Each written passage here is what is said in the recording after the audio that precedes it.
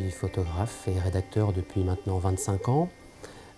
Mon approche photographique essaie d'être avant tout poétique. Il y a deux grandes thématiques dans mon travail. La place de l'homme dans son environnement, qu'il soit fluvial ou urbain. Et je m'intéresse en particulier aux relations entre la photographie et d'autres modes d'expression, le théâtre, la peinture et bien entendu la littérature, ce qui m'a amené tout naturellement à réaliser cette série sur Marguerite Duras en Indochine. Ce qui m'a intéressé dans ce travail, c'est vraiment le lien entre la littérature et la photographie, et aussi entre la photographie et un territoire, à savoir l'Indochine des années 20, des années 30, qu'avait connu Marguerite Duras. C'est aujourd'hui le Vietnam et le Cambodge, deux pays que je connais depuis déjà pas mal d'années.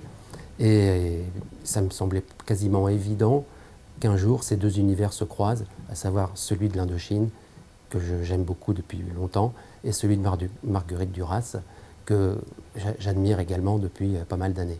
Et moi, ce que j'ai souhaité, c'est à la fois m'immerger dans son univers, tout en m'en détachant, pour essayer de proposer une lecture personnelle, un regard personnel, en utilisant le format carré, la couleur, et surtout en essayant d'axer sur la notion de temps, la notion de temps suspendu.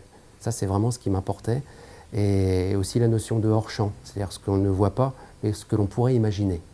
C'est vraiment ça qui m'a guidé. C'est un voyage imaginaire qui a été réalisé, je dirais, à partir des écrits de Marguerite Duras, mais aussi en fonction de mes propres déambulations, de mes propres intuitions et de la fascination aussi que j'éprouve vis-à-vis de l'Asie en général et de l'Asie du Sud-Est en particulier.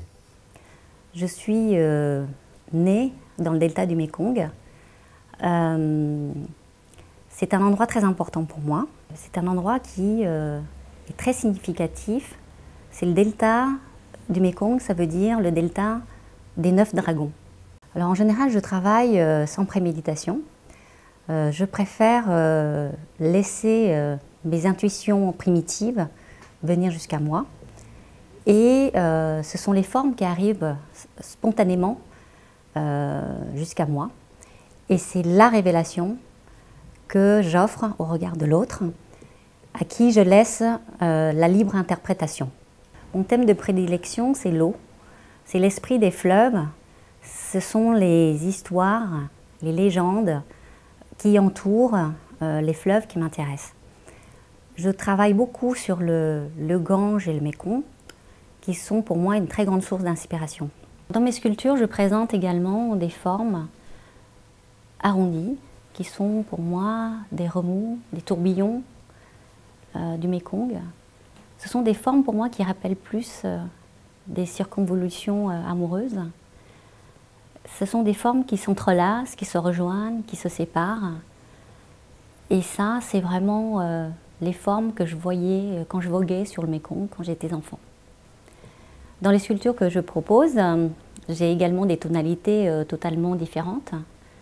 Cela va du ton naturel, avec des grains de sable qui transparaissent sur la sculpture, et également des tonalités plus soutenues dans les tons de bleu, qui me rappellent le dragon en fait, avec ses entailles, le dragon qui surgit de l'eau, qui sommeille.